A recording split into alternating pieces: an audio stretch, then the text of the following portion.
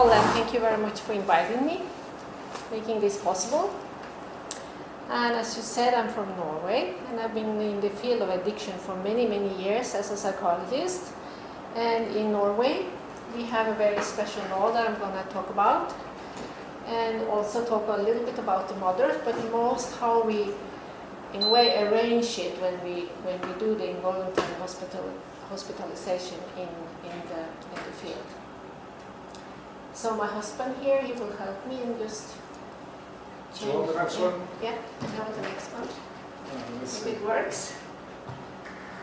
It doesn't seem no reaction.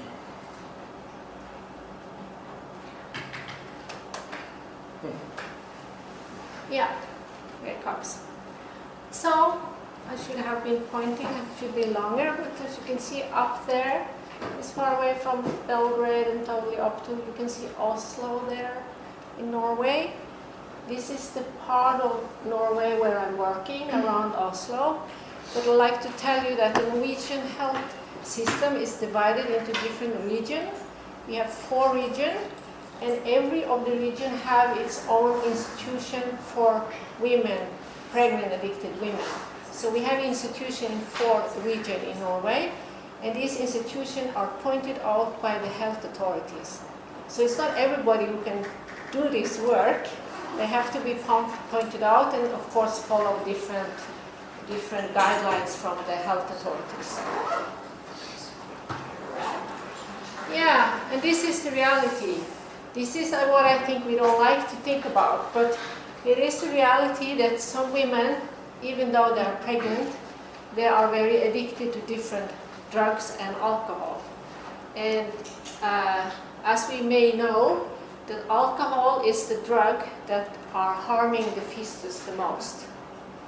Even though we are very busy about the drug, which we should be, is also a very hard reality that alcohol during pregnancy really do harm the fetus. And when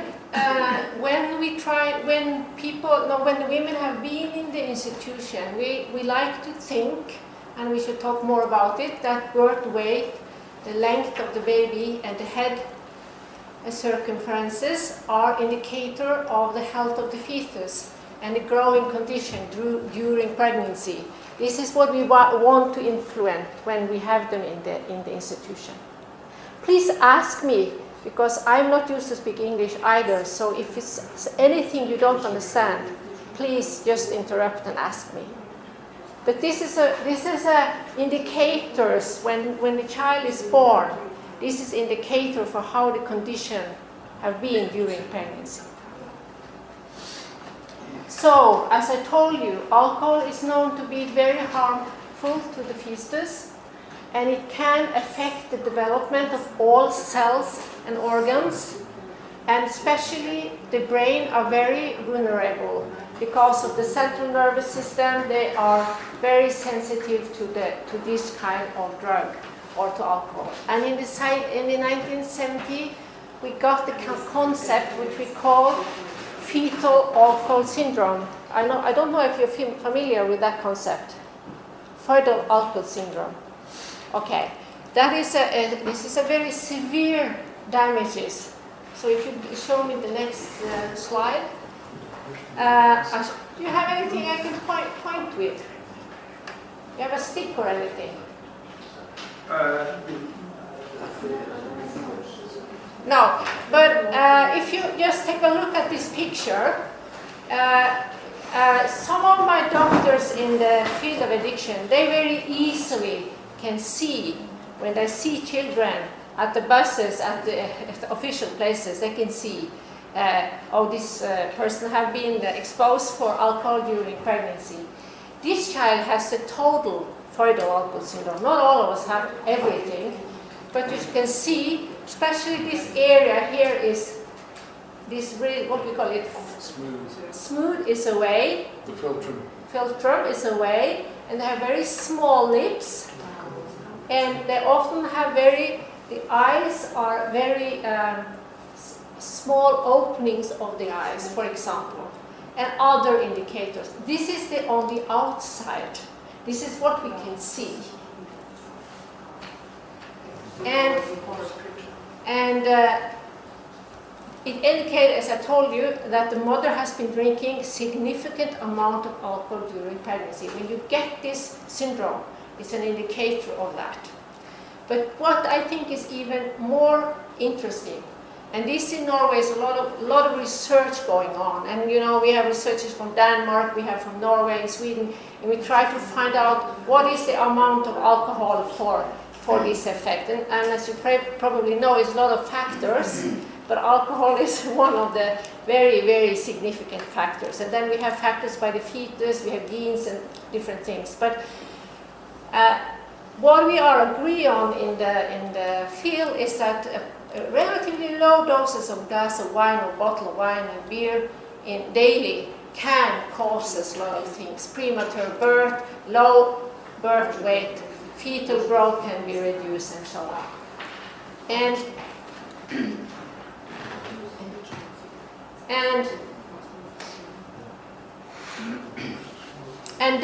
the harm also, what we think about is, like for example, it's easier to identify when you have the fetal alcohol syndrome. Then it's easier. You know, you have this on this outside. It's easier to identify the child. But what we call FASD, when you have fetal alcohol spectrum disorders, then we have this kind of thing like you are slow in learning, you have hyperactivity, you can have mental problems, amongst other. And this is a very big issue now, because then we have a much bigger amount of children. And I'm also, together with other colleagues who are working with children having learning disabilities, and they have a lot of different in social engaging. And when it's not informed, which we can understand, the mother want, it's a lot of guilt, it's a lot of shame, it's a lot of taboo in the society about admitting that I was having alcohol or drugs or both during pregnancy. We cannot identify them, but we only see this. You understand? And I have been to many conferences during my career, big conferences with a lot of talking about learning disability, mental retardation, but no one mentioned the alcohol, which we know is in this society, but it's like it's a taboo also in the field of child problem. So this is in Norway now. For the doctors working in the field, this is a very big issue.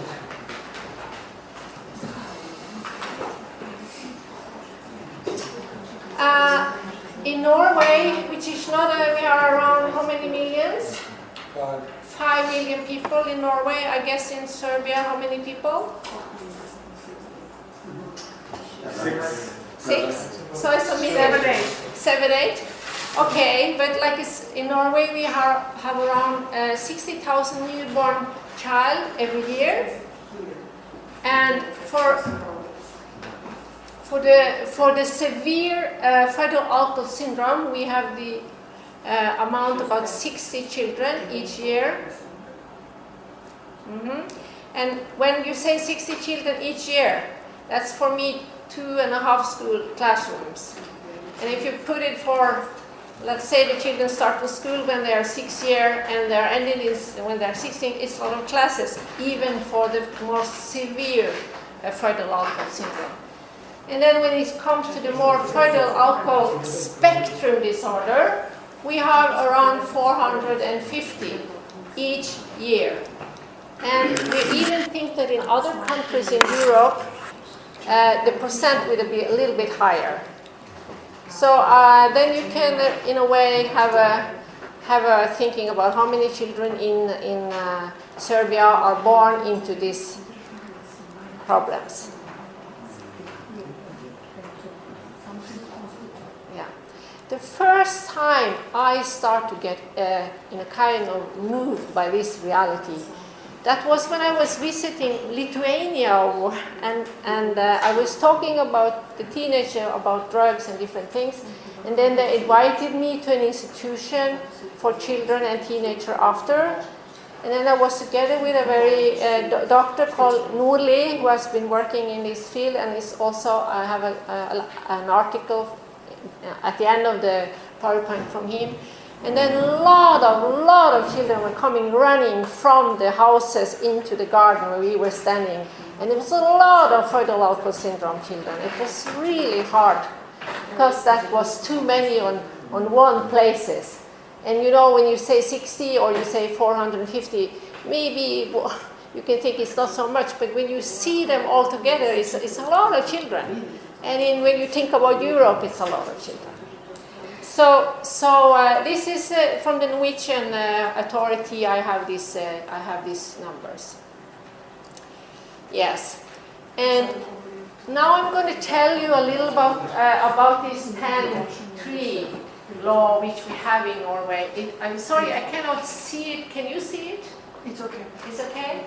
Because I'm going to emphasize the importance of this law.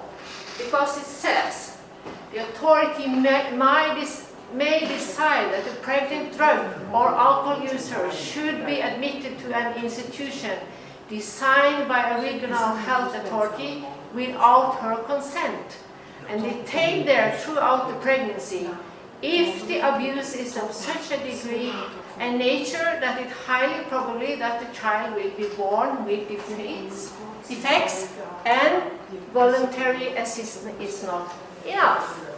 So I'll tell you the rest of the law, but the law says that when the woman cannot stop using drug or alcohol herself, she's so addicted, she cannot manage, and it's highly probably that this amount of drug is going to harm the fetus. Then we send her into an institution which is designed for this. And as I told you, this is in 4 regions in Norway. I've been working in 2 of them, one as an administration and one as a clinical psychologist. And it's not so that, for example, when I'm working clinically as a psychologist, and I'm not in the institution, but I'm working outside in the field, and one of my clients, which have addiction problem, comes to me and tells, I'm pregnant, and I know her, for example. Then we have to discuss what are we going to do to protect her unborn child. We have to. That's my duty. I cannot. You know, let's say, oh, that's okay. I have to. That's the law. First, I have to discuss with her what are we going to do. And some women, of course, said, I need help. Can we find out how to do it? And sometimes you don't have to go to an institution because we can handle it in the service, in the first, what we call this primary care. Okay. Secondly, she can say, some women says, oh, I can't help myself. I know this. Maybe I've been pregnant before. I know I want help. I know I won't manage. So you have to put me to the institution and give me help. Then she with voluntary. Okay. And then we have the other who says, no, I don't want. I don't even have a problem as often. I don't want this, or she said I can handle, or whatever. And when I don't believe this is going to happen, I have to call the social service and say, this woman has a problem, and I think she's not gonna manage it. And then they take the case. It's not me. They invited her. They have to make a report. And then we have a short time. So you have to go to the institution, the report is made, and the report is going to, I think you have to the social, we call it the County Social Welfare Board. Then the report goes there. And in this, it sits lawyers and doctors and person who judge the report. And the woman herself also have a lawyer. You get it? So, most of the time in Norway, when they say yes, you're going to stay there. When the report have good information about the situation, and then the women have to stay against her consents in the institution. But it's very important for me to say, because I've been working in this kind of institution, this is not a punishment. We don't try to punish the woman. We try to, as the skilled person there, skilled psychologists, skilled nurses, midwives, doctors, we try to make this stay in the institution as helpful as possible. And after a while, very often, when the detoxification is over and the angriness is over, sometimes they're very angry, not always, they can also be very, very happy because someone takes control over the things they cannot control themselves. But often, when after a while, we can, if you have a good communication with the pregnant, or often if you have a partner, maybe also the partner, or maybe her family, we can discuss what are we going to do now. Now you're calmer. So sometimes we change we can keep the law, but we change, it's giving more freedom, maybe we can go to the shop, maybe we can, And as you see here, also the welfare board decided when the women are on the institution, if we are going to take the urine samples. And then we do this, and then we can have kind of control what is going on. So if we see that the woman can manage after a month or maybe longer, we are going into another situation. Yes, and sometimes, not all the time, but sometimes we change it. We say, like for example, when they stay in the institution I was running in Stavanger, sometimes the psychologist said, we don't find a reason for keeping this law anymore, so we give the information to this welfare board what we think. They are deciding that maybe we now are going into voluntary institution, hospitalization. And it's also so, whatever happened with a woman and her behavior or whatever in the institution, we have to every third month give a report to this welfare board, and if we don't do that, the law is going away. So every third month we have to rearrange in a way. And of course it's a lot of discussion about how to practice, could we do it different? I'm sitting in a group in Norway now, we're discussing, is there other way we can do this? But this is how we practice it now. Is there any question? Is it easy to understand? Do you get it? I mean, yeah, okay, thank you.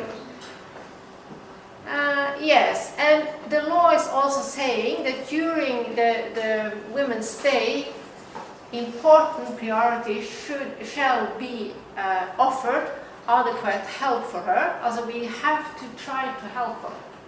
This is also in the law. We have to offer her help for her drug abuse or alcohol abuse, and to try to make her able to care for the unborn child. So you cannot just, to say it very brutal, you cannot just grab her into an institution. There's a lot of law on how you do this. And especially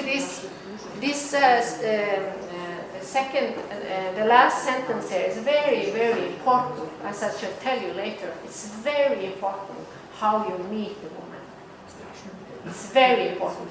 One of the reasons why it's very important is, for example, when I was working in Stavanger, I met a person, she was 31, and she was becoming a mother, she was pregnant. She had no drug abuse that time. And she said, when I was around 19, I had to go to an institution like that. Because I was young, I had a lot of trouble, I have my own parents with drug experience and so on. And then she said, this time I'm going to make it, because I learned a lot. And I knew they didn't want me any harm or punish me. I know now, when I'm grown up, that they did this to support me and the unborn child. So it's very important to think that this is not something they're gonna, hate or be that we're treating them negatively, because then we're not doing a good job. So, as I told you, Norway is the only country in the world having this law that is intended to protect the unborn child. We have the law in Sweden and Denmark where when the women cannot, like when the women are psychotic or have very severe problem taking care of herself, then she can be forced into hospitalization. But this law is more focused on the unborn child, how to protect the unborn. So when the women said, no, I don't have a problem, I don't want to go to this institution, we have the duty to protect. So it's also, as I said, the purpose of the provision is to prevent negative consequences for the fetus.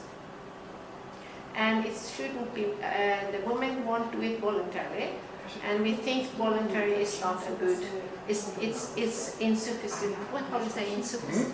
When you say insufficient, yeah. Insufficient. Yeah.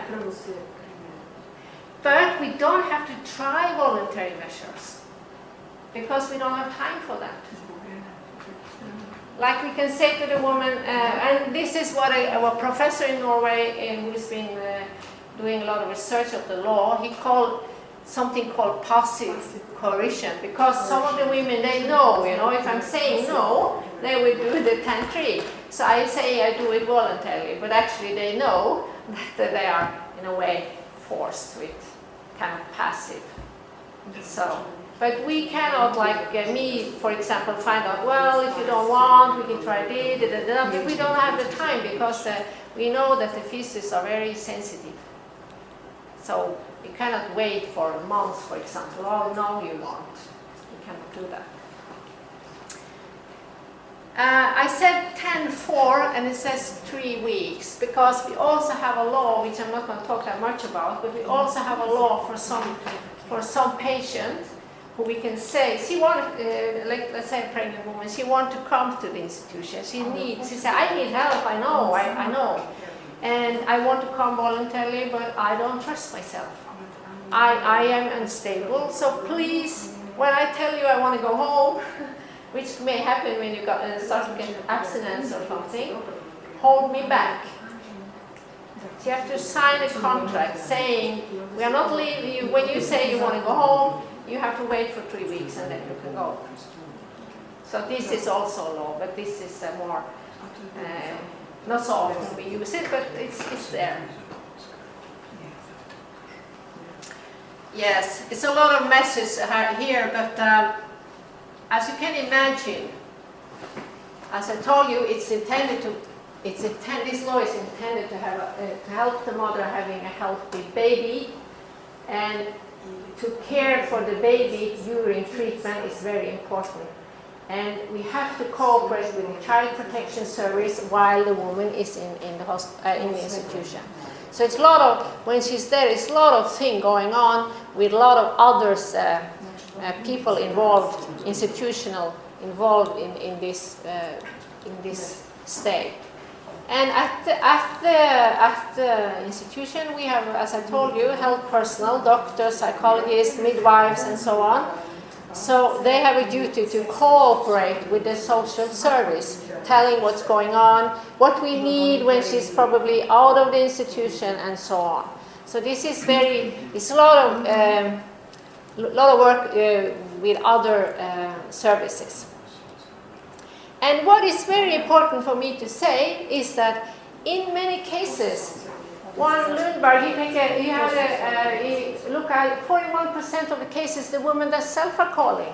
They say, I have a problem. Because in Norway, this law started in 1996, and now we start to know about it. So that's very, how to say, hopeful. It's hopeful, and it's very important for me to say this. It's not a punishment. It's a reach hand. We try to reach out.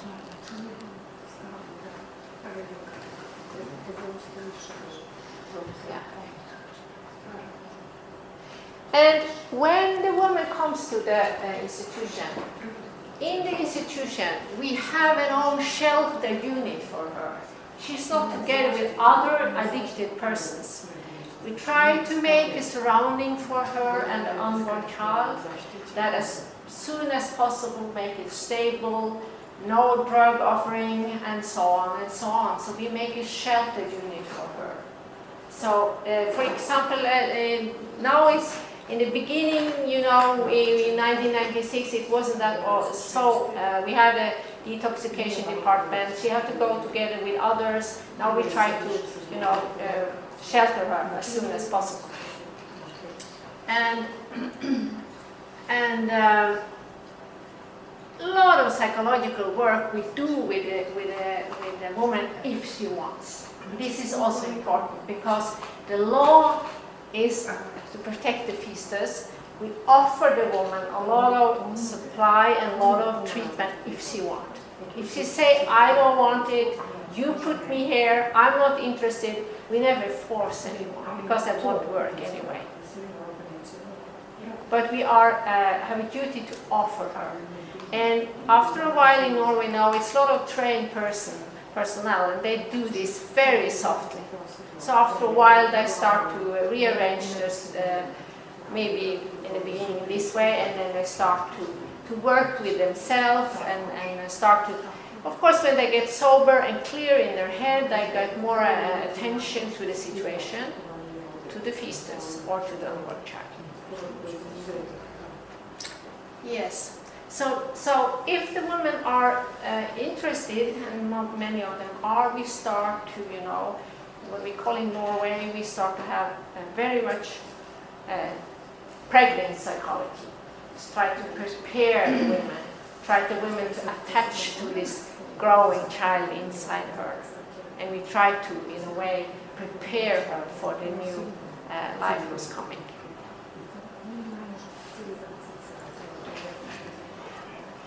In one of the clinics in Norway which do this work, Orgestad Klinikken, that's the largest institution, which is in Telemark, where I'm living now, we saw, and this is a little bit reality, that from all the addicted women that have been there, it has been polypharmacy, that's the characteristic of the drug.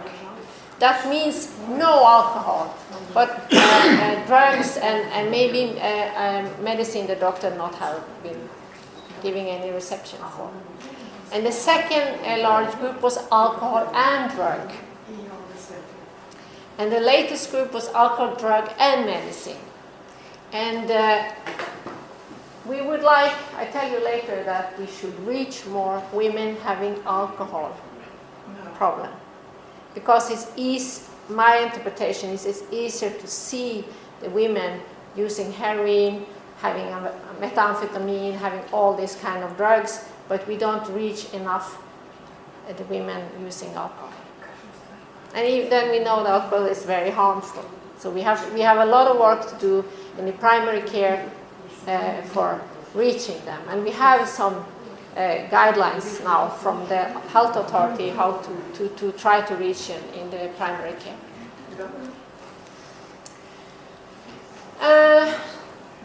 After the birth, who keeps their babies?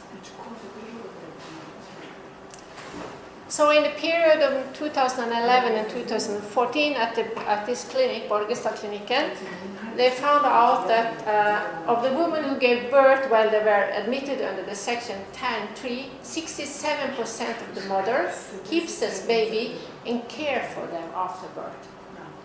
Nearly 70%. But 81% of the first-time mother chose to care for their babies after birth, while the same was true for 50% of those who had born children previously.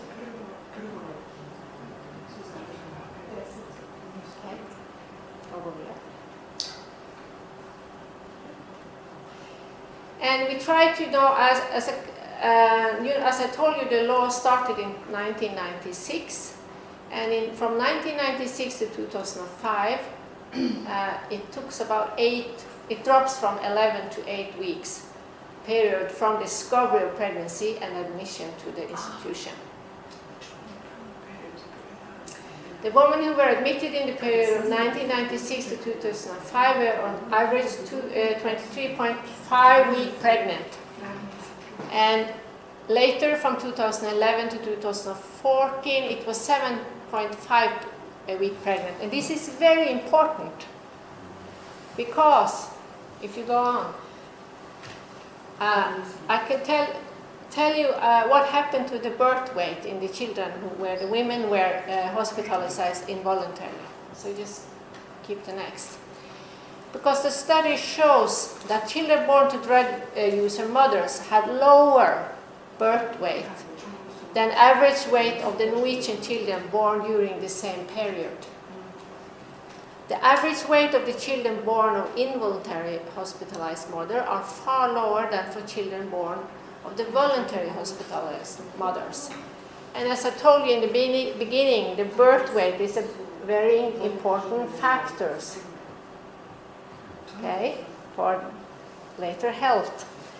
And the children's birth weight increase the longer the mothers stay at the institution before giving birth.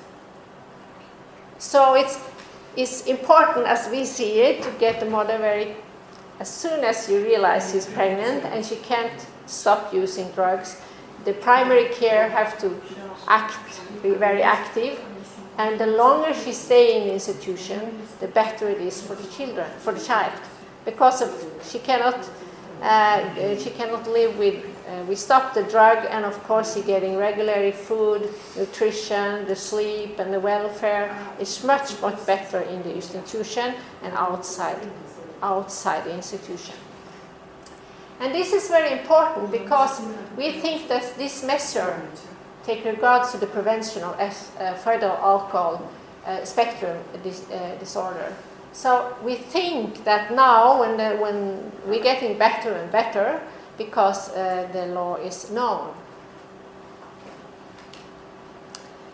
And after birth, 85% of the women who maintain care for the child continue to treatment right after birth. And that's that was what I was saying. It's very important not to start punishing. It's very important to take a very good relation to the woman. Because if not, she won't stay. And if she stays, she can stay with the child, and if she have a partner, she can stay for 1 year more after the child is born. That's voluntary. After the child is born, we can never do the 10-3. The 10-3 is to protect the unborn child. So this is a voluntary thing the mother is doing, and this is very hopeful, because that tells us that if we start it right, from she's coming until the child is born, we can end up helping the child and the mother after the child is born. And what is also very touching is that 46% of the women who didn't maintain care of the child still come back to the institution. And there we have some of the institutions have a very moving ritual saying salute for what the work the woman did during pregnancy, even though she didn't keep the child. So this is for me, very touching thing. And also many of the women are very proud that they manage it. And we salute them, because it's a hard work. When you are very addicted, it's a hard work what they did.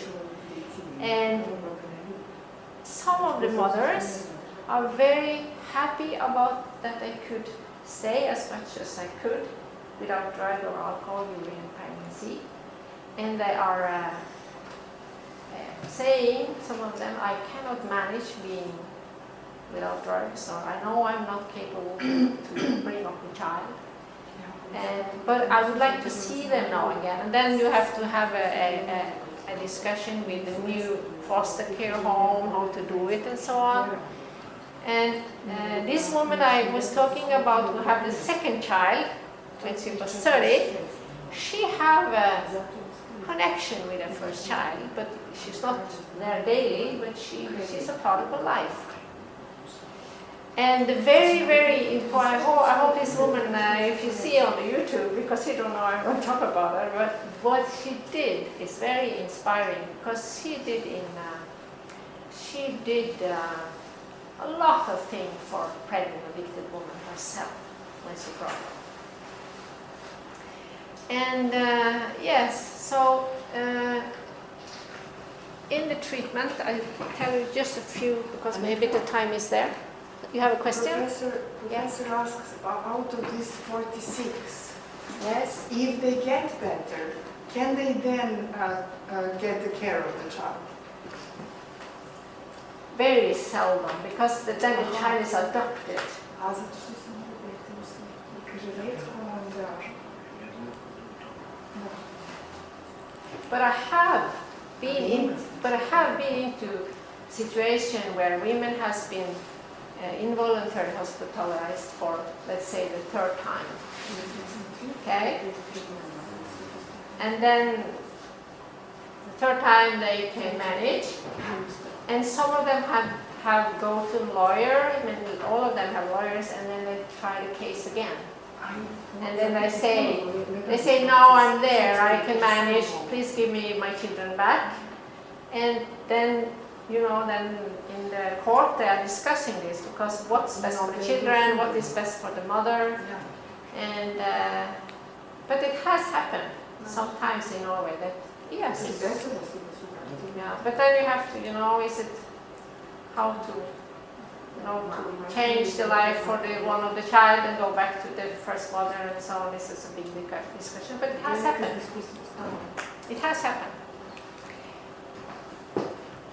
Okay, just becoming a mother. Just a short. I would like to talk to you a lot about that, but because this is the primary work I've been doing, because many of these women are fear of the past and its impact of the future.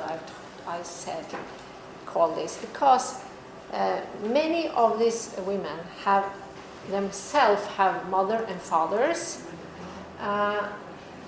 Where their own mother and fathers also were abuser. And they have a childhood with trauma and neglect themselves. And now they have to manage to create a new identity or a new mother role, which they never have learned. And they have to learn responsibility for a child when they themselves never had learned it. So this is a huge challenge, as you can imagine. How should I act as a mother when I don't know what it is in a healthy way? So this year, when they come back, we are also sometimes during pregnancy, but most after, we work with their trauma. We work a lot with attachment to the child. We work a lot about how to challenge not to go back to your drug life, because many of them have a long history with drugs, and to manage that they may have to change the private network, they may have to change a lot of things, and it's hard work, really hard work. It is. And I'm very happy when I have when this is a success. But I must say that it's a very hard work.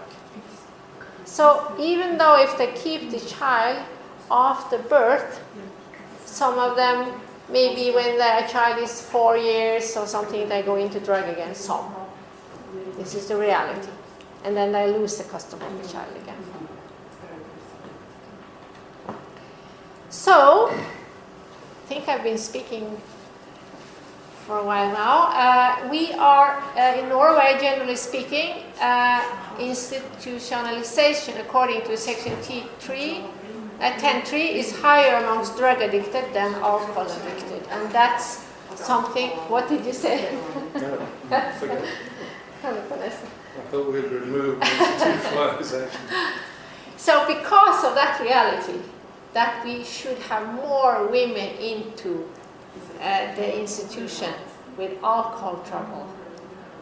That's the reality. The health department in Norway have developed some booklets providing tools for how to monitor of alcohol consumption, practical tips and information on living habits that have a great impact on the fetal development. So several, you say commune in your country, the commune, you say that? Community. Yeah, so that's the primary care. So we have a lot of guidelines now, how the midwives, how the primary doctors should speak to women when they are pregnant, so we can identify their alcohol use or misuse. So we can have more reduction in this 450 FISG, or of course better if you have reduction in the fetal alcohol syndrome population in Norway. So this is a very important thing, and sometimes you can, like when you are in the clinic or in the institution, you can see sometimes, oh, it's a good midwife working in the primary care, because suddenly it comes more women, pregnant women, and when we don't have them, there come nobody. So this is a very important issue. But on the other side, we have also reality that now some in the primary care are very good at this treatment, the drug treatments. So they can have a range thing in the primary care, so that the women don't have to go to the institution, but we protect them.